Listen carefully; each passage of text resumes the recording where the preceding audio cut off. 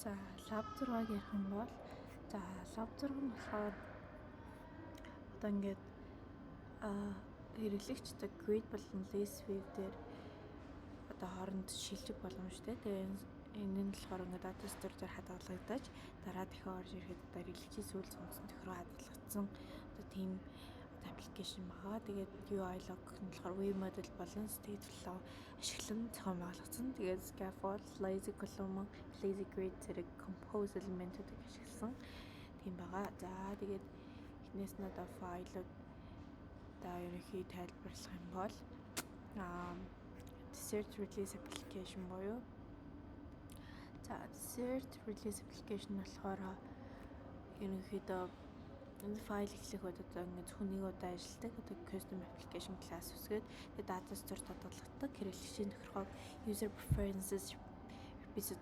repository одоо ингээд ашигладаг. Тэгээд data store нь болохоор layout preferences нэртэй файл хадгалагдана.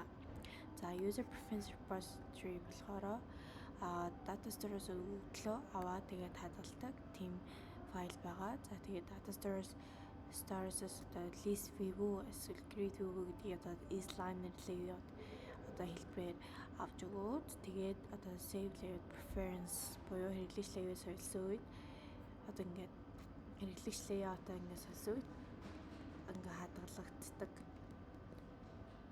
юм байгаа. За нэрсээ layout preference гэж юм байна. Тэгээд inliner layout-аар одоо аль нь гэвэ гэдгийг одоо хэрэглэгчээр ингэж авч өгнө. За тэгээд дараагийнх нь болохоор Desert Release View Model буюу тэр нь болохоор View Model нь болохоор State Flow төрлийг ашиглан State Flow-ыг ашиглаж одоо Desert Release UI State болгон хөргөдөг. За тэгээд тэр нь болохоор mapper одоо inliner layout-ыг утгыг одоо Desert Release UI State руу хөргөн. Тэгээд select layout одоо ингээд UI дээрх тоглолт тавьсан дарсан үед ажилладаг. Тэгээд state in одоо state flow болгон хувиргаж UI-тай ингээд шууд холбох боломжийг ингэж олгодог. Одоо тийм файл байгаа. За тэгээд Desert Release UI State нь болохоор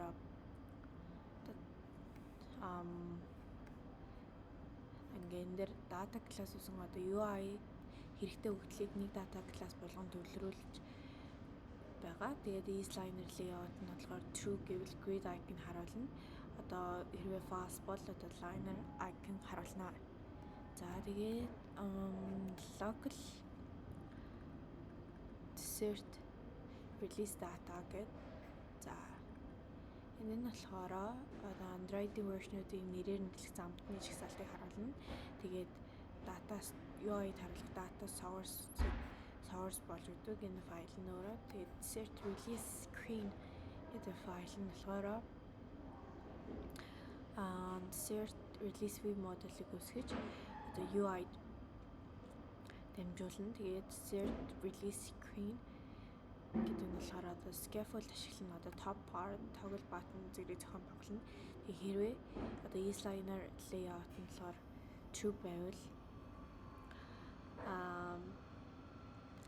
тэр нь болохоор Desert Release liner layout-уудаж босоо жагсаалтаар харуулна. Үгүй бол одоо Desert Release grid layout одоо харуулдаг. Тэгээд Desert Release liner layout нь одоо lazy column ашиглан босоо жагсаалт гаргана. Desert Release grid layout нь lazy vertical grid ашиглан одоо grid хэлбэрийн жагсаалт гаргана. За columns тэгээд одоо ингэж харуулгахдаа ингээ 3 багнаар ингэж харуулж өгч байгаа. За тийм байна. За ингээд ер нь бол ингэж харуулж байгаа аппликейшн юм өөрхтэй байх нэ. За тэгээд дараагийн аппликейшн руу main дээр болохоор угаасаа main үндсэн функц явж байгаа. Үндсэн үйлдэл. За тэгээд дараагийн аппликейшн руу орох юм бол fly search нь болохоор за ерөнхийдөө ажиллаж байгаа байдлыг харуулах юм бол за энэ байна. За одоо шууд орж ирэхэд бол fly search ингэж харагдана. no favorites here буюу одоо search хэсэг search here гэж гарна. Тэгээд энэ дээрээ одоо үсгээ дарангуйд одоо flight-ууд нь харагддаг. Үсгээрээ хайгдаж харагдаж өгнө. За тэгээд ингэж favorite дээр дарж болно. За favorite дээр дарсан added гэж энэ одоо notification баяраар ингэж гарч өгнө. За энэ гарч өгсөн юмнууд маань шууд одоо энийг ингэж явуулаад янгууд шууд дэлгэцэн дээр ингэж орж иж байгаа. За энийг буцаах юм бол энэ болохоор энэ дэлгэцээс хасагдана. За ер нь кодын хувьд гэх юм бол за flight search app нь болохоор navigation гэдэг контроллоор үүсгэж тэгээд дэлгэцүүдийн хооронд шилждэг. Тэгээд за navigation the flight result flight result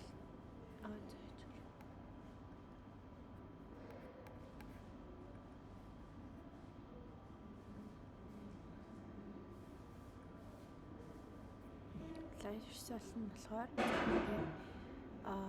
нэслэгийн одоо ингээд үр дүн энд ингээд харуулж өгдөг дэлгэцэн энд явж байгаа.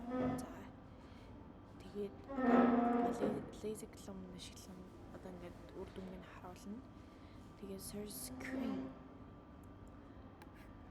за flight route одоо ингээд гарч ирсэн үр дүн болохоор одоо robot-аар ингэж харуулж өгнө. Тэгээд flight screen нь болохоор яг үзэн бодвол нэнд байгаа.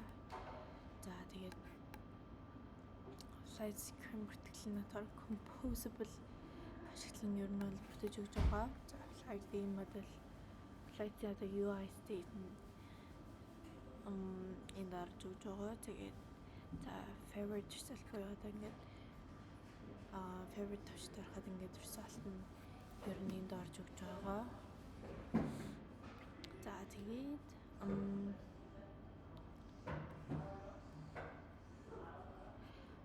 the file ер нь бүтсэн юм. Тэгээ search screen буюу одоо энэ search screen-ийн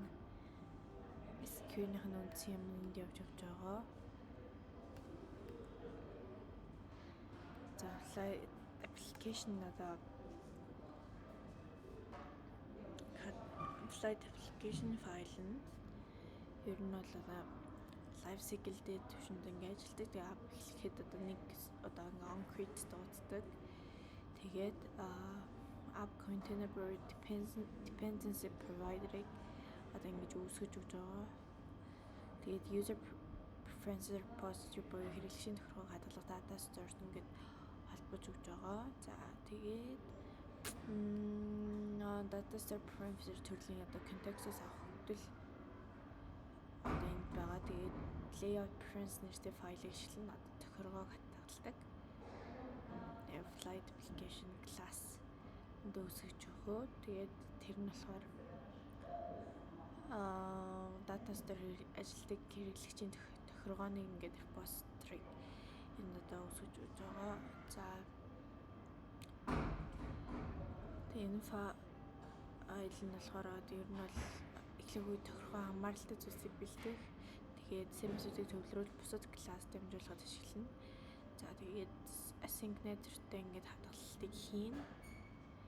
За ийм баха. За favorite result гэдэг дээр бол ер нь бол favorite result нэртэй одоо ингээд composable function хэрэглэгчийн төртэй чиглэл одоо favorite-ийг харуулж одоо тухайн чиглэл хамаарах нисэх бодлогын нэр болон кодыг airport list-ээс авч одоо flight route одоо component өгч байгаа. За тэгээ ерөнхийд нь бол одоо lazy column ашиглаад тэрийгээд гаргаж өгч байгаа. Тэгээд ер нь бол class-уудын code-ийн одоо airport л одоо ингээд component өгөөд favorite руу ингэж гаргаж өгч байгаа. За дараагийн гэх юм бол одоо search view model харуулж болно. Search view model нь болохоор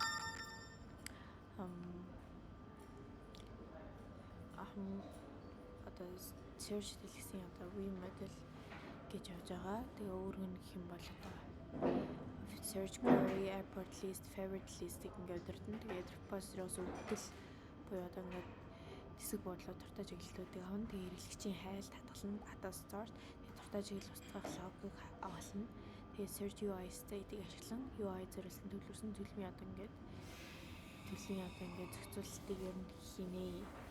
За тэгээд нислэгийн өгдөлтэй харьцах давхар буюу одоо flight repository нислэгийн өгдөлтэй харьцах давхраг. Тэгээд user preference repository нь болохоор data store хадгалагдсан хэрэглэгчийн хайлтын утгууд гэж авч байгаа. За тэгээд UI зориулсан мэдээлэл одоо search query, airport list, favorite list гэх мэт. Тэгээд multiple state буюу өөрчлөгдөж болох stream. Тэгээд as state онцлогоор гаднаас уншигдаг байдлаар expose хийдэг. За тэгээд нийт хийж байгаа буюу аппликейд одоо data store-с хадгалагдсан хайлтын утгыг авна. Тэгээд process search query flower дамжуулан UI-г одоо шинжилнэ. За тэгээд хайлтын утга өөрчлөгдөх бүрд өгдлийг дахин ачаална. За тэгээд одоо буудал болон дуртай чагсаалтыг одоо ингээд бүрэн ачаална. Тэгээд flow ашиглан keyword-д тохирох буудлуудыг ачаална. Тэгээд on each-ээр дамжуулан airport list-ийг одоо UI-д шинжилнэ. За тэгээд update preferences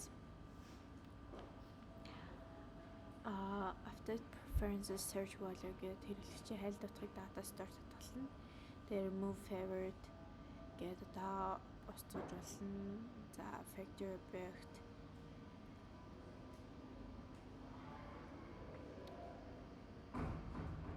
буюу одоо flash repository-г авч одоо web model дамжуулна. За иймэрхүү одоо ингээд дамжуулах data store-ыг авах гэдэг хадгалгаа. За flight web model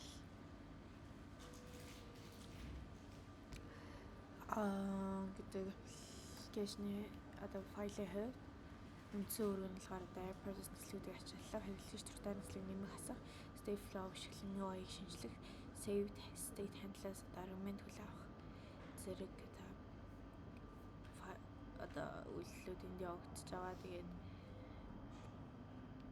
argument-ийг одоо private wall,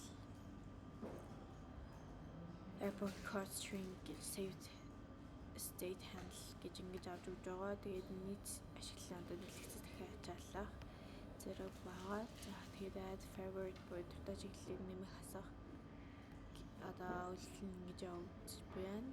За тэгээд add favorite flight зэрэг одоо энэ үйлдэл нь ингэж явж байгаа. За navigation compose-ыг ашиглаж байгаад бол save state handle одоо ингэ шаардлагатай гэж үзээ. Тэгээд flight application-аас repository-г авч өгч байгаа. За тэгээд ер нь бол flight application ер нь бол flight search дээр ярина гэх юм бол ер нь энэ болохоор ер нь бол нислэг хайхад би navigation одоо дэлгэц оронд шилжих гол бүтэц. Тэгээ апд хоёр дэлгэц байна. Search screen, flight screen гэж хоёр дэлгэц байгаа. Тэгээд энэнийг болохоор одоо navigation ашиглаханд бол одоо navi control шаардлагатай. Тэгээ remember control нь одоо compose navigation state-ийг хадгалж дэлгэц хооронд шилждэг. За ийм юм явж байгаа. Тэгээд host дэлгэцүүдийг одоо тодорхойлж navigation route одоо бүрийг бүртгэдэг. Тэгээд start destination одоо хамгийн ихэнд нэгдэх дэлгэц search screen. За тэгээд ер нь бол дэлгэц бүртгэх юм явж байгаа. Тэгээд search screen дэлгэцийг route бүртгээд fly screen руу шилждэг. Одоо on select code-оор fly screen шилждэг. За ер нь бол ийм явж байгаа. Манай application тэгээд ингээд fly-д хайж болно. Буцааж болно. Ажиллаж байгаа байдлыг харуулах юм байна. За тэгээд баярлалаа. Эцэн баярлалаа агшаа.